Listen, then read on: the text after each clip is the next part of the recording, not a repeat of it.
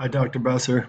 This is not my final project, but I just wanted to check a few things with you, and a link was required, so I figured I'd just do the screencast as a practice session.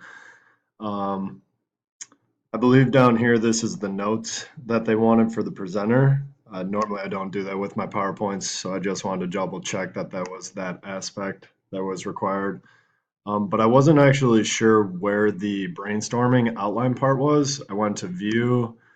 I kind of noticed you could switch to outline view, but I didn't think that this was actually what that part was because it said to submit a separate document for that. And obviously you could just switch over to that view within this document. So I'm just kind of asking for clarification on the outline and the brainstorming part in particular.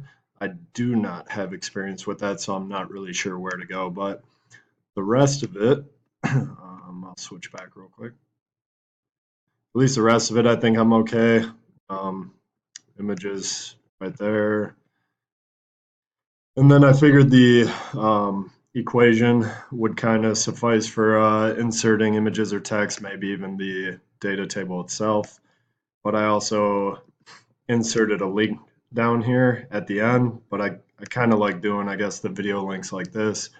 So as far as the four images or clip arts or whatever, I figured those would be acceptable for that. If not, just let me know. But again, I have all the notes at the bottom. Um, and as long as credits are okay to kind of be brief like this, just really looking for that explanation on the brainstorming outline part. So thank you again for your help, Dr. Besser.